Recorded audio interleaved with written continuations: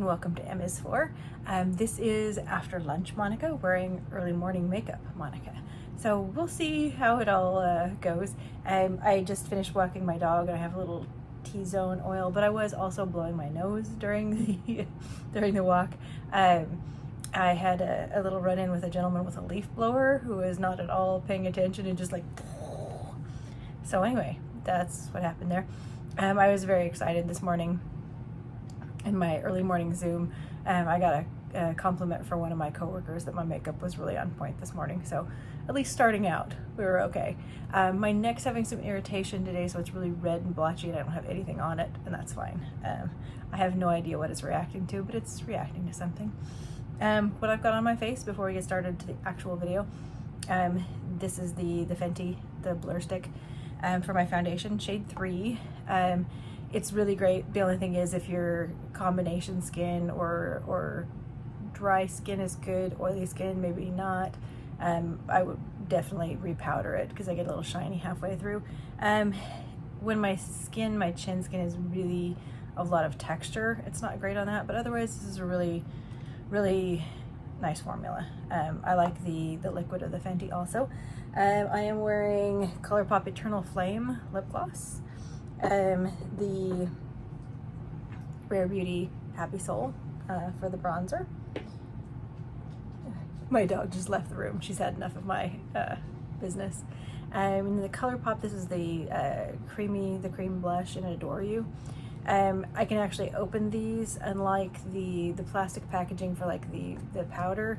I can't open, they're too hard to open. This one's actually fairly easy. This is Adore You. And then I can just swatch that puppy. So you can actually get this fairly pigmented or fairly light to blend out. But it's a nice formula, not too sticky. Feels really nice. I ended up putting a little bit of, this is one of the Super Shocks I got the last time I made an order. It is not too much. That's what it's called, but I did actually do just a little bit like a highlighter. It's very sparkly as a highlighter, but I kind of was having fun with it. I wanted a little sparkle because the palette that I'm playing with is the ColourPop Twilight. I wasn't necessarily a huge fan of the Twilight series, but this is Color Story. So this is the palette, and then this is the color story. So it's got the moody greens and blues. So I have the deep green, the sparkly blue, and this kind of is shadow, and then this guy is super sparkly, very kind of Super Shocky feeling, but I use that in my corner, and in the camera it's reading more of the metallic rather than the sparkle, but you can see if you get a little closer the sparkly in the corner of my eye. So it seemed fitting as far as the sparkling vampire situation. So what we're actually here to talk about, all the sales are hitting right now. Camera Ready is 20% off. Let's see what else is going on. We're right in the middle of the Ulta, used to be 21 Days of Beauty, now it's the biannual event. I did purchase the Too Faced blush in the early stages of that. I purchased the new KP, the First Aid KP Bump Eraser in the fresh strawberry scent. Why is it in a package like this, you say? I did not love the scent of this. It does not smell like fresh strawberry at all to me. I mean, maybe like at one point there's a whiff of it that's like, it smells like at first floral and then super bad men's cologne. Not good men's cologne, bad men's cologne. And the problem is it doesn't dissipate. You just smell that way on your skin, your bathroom, everything. Like my bathroom, I've sprayed down the walls and everything, it still has a fragrancing to it. So it's really potent, really staying power. And if you don't like the fragrance, it's no way no. So it's going to be returned, and it's right now in a Ziploc just to contain the fragrancing of it. So I will be returning that and exchanging it for the original, the unfragranced that just smells like you're wearing dirt, but that smell dissipates. So anyway, that was 50% off during the sale. It's still ongoing. One size has a 25% off site-wide sale. So a lot of the sites are having their sales. Sephora is coming up early April 5th. And so what I wanted to do was look back at last year's spending. I'd been meaning to do this just because I was trying to get a handle on how much I was actually spending as far as cosmetics goes. And I spend a lot. I don't make any money off this channel. I don't get PR, whatever. So everything that I buy for me, which I would be doing anyway. But I just, in this case, am sharing my fun with you. But so to give you an idea, so I'm not doing specific dollar amounts. I'm Platinum and Ulta and Amber Rouge for Sephora. So I do spend money on makeup. Looking at my finances, we actually spend more on going out to eat than any other non-necessary expense. So my makeup, you know, it's quite a bit, but it's not the most expensive thing we spend money on, though we don't have to. But I made a chart. I got a new bullet journal. This was from my lovely friend Z. I started making data. So this is my chart. So basically, whenever I make an order, I'm averaging $63. $60.23 whenever I make an order. I spent the most as far as orders go at Sephora. Ulta about half of that. And then I did make purchases through ColourPop, through Glamlight, through Odin's Eye, and through Charlotte Tilbury directly. And I did, I'm sure there was some Tatcha also, because I do tend to buy from the Tatcha website as well. But what we, if you want to look at this, it's most intriguing, I guess, is that April, going into the year, April's the month. April is not only the cruelest month, but is the most expensive month that I spend money. And that's generally Sephora sale. So I spend about 20% of my overall makeup spending in April. There's other launches too, don't get me wrong, but that Sephora sale does tend to get me. And one of the things it has, you get a deeper discount in Ulta generally with the 50% off, but it's only on specific items. Whereas with Sephora, it's 20% site-wide. But I am seeing that a lot more sites are doing, a 20% off of their own. Like I said, the one size has a 25% off right now. So if you want anything one size, that would be great. But then I'm looking at it, April, then May is about, it's a little less than my others, than April, but it's still pretty high. And then the next month that really gets up there to 15% is December. And so that's probably not the Sephora fall event that really gets me. I think with this, there's a lot of new stuff and things I'm interested in, things going into spring and summer that are really exciting.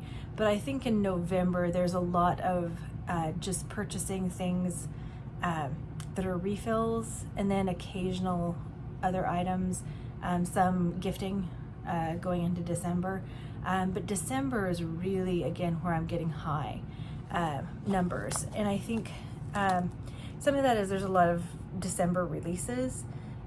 Also, there's great gifting things that I'm looking for. Maybe they're not new releases, but they're things that I've wanted to pick up for people. You got Hanukkah and Christmas and other things going on there. Or if you have a workplace that does like Secret Santa, I'm working from home, so just me and my dog and my Snuggly. So we don't really have any secret. And my partner and I, he and I celebrate our fall anniversary. So we get any time during the fall to celebrate the fall anniversary. And so that makes it kind of nice. So it can be just anywhere in there. Little spontaneity, a little bit of spontaneity, can't talk. A little more, where we can not have to worry we've got to get it done on this date. We've got to be celebratory only right here. And just kind of, it's a nice way for us. We really enjoy that. So we have our fall anniversary. So I think December is just some of the new releases, but then also gift giving, and then gift giving to myself. So if there's things that I have really wanted that I hadn't picked up during the year, and it seems like also we've had releases from Pat McGrath, releases from Odin's Eye, everything like that. So if I'm trying to plan my budget, really this year I'm looking at trying to get a good sense of what I have been spending, and then just trying to rein it in just a little bit, because what we're coming out of, we just, for my partner's line of work in entertainment, we just came off of 2 strikes, the writer's strike and then the actor's strike. Lasted a long time, and so we're just trying to get it back together.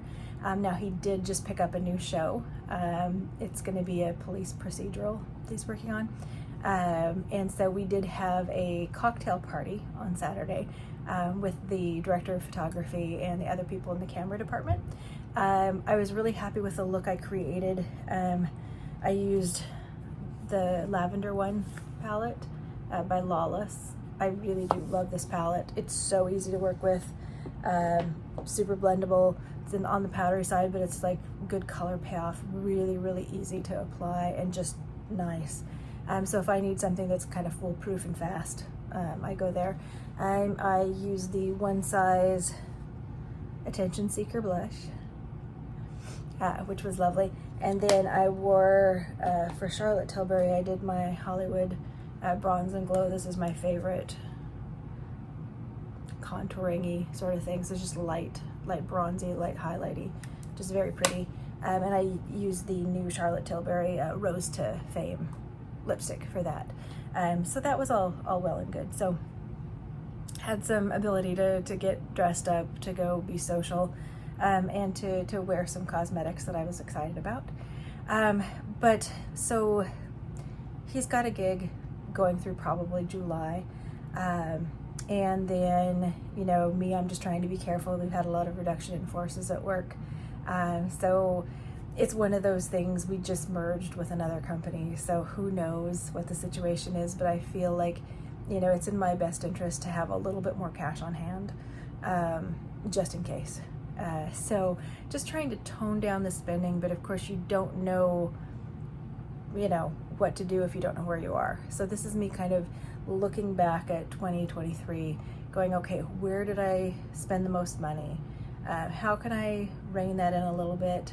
Because I have been purchasing things. And I just purchased the Inslee Rain Groovy Garden palette. I did a pre-order for the restock of the Cold Moon palette for that. So I am dipping my toe in Inslee Rain. I was just really interested, and I hear from some of my creators that I watch also that the quality of the shades is really pretty fabulous. So anyway, I am dipping my toe in the Inslee Rain Groovy Garden. And the other things I did just pick up, and I am going to be doing a video pretty soon. This is my first Adept palette. This is the Element 115.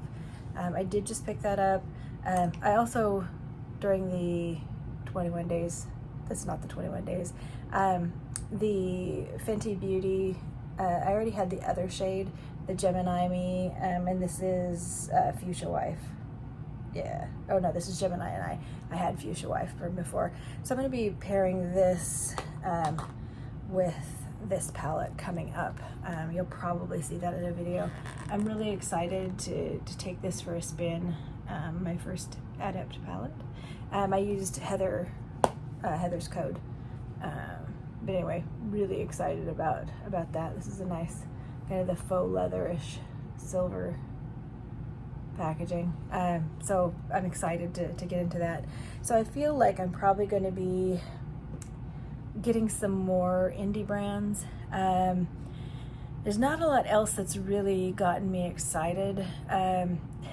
Chanel almost got me again. One of their lipsticks and the packaging, just like it was really nice, and I almost bit, but I'm like, that's not my favorite formula. And I think for the Sephora sale, I'm going to be looking at getting the matte new Merit lip shade to try, to see if I like that. So I think that's probably where I'm going to be putting my pennies. But the Chanel packaging was just it's the white, the black, and it's just very nice. So anyway, they almost got me with that. But anyway, I think I'm more interested in checking out the Merit. So I'm going to be looking at just trying to give it a second thought when I'm purchasing things. Sometimes that works and sometimes it doesn't. Tatcha just launched a version of their Kiss You lip mask, but it's actually in a bullet, like a slim bullet, and it has SPF in it. So I ordered one. Look at me they have three colors. They have a deep cherry black, they have a kind of reddish rust color, and then a light, more of a pinky coral. And I ordered the reddish one. So I figured, let's see how I like it. I do like the idea of having an SPF in my lip product that's not just like a chapstick, but that might look nice. So anyway, they got me with that.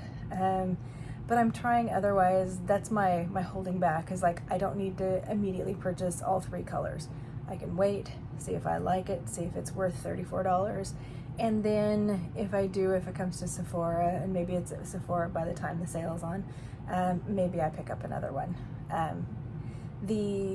So for me, that feels like holding back and doing good. So I think what I want to do is try and cut back by maybe, if I'm just being easy on it, about 10 to 15% from what I spent last year.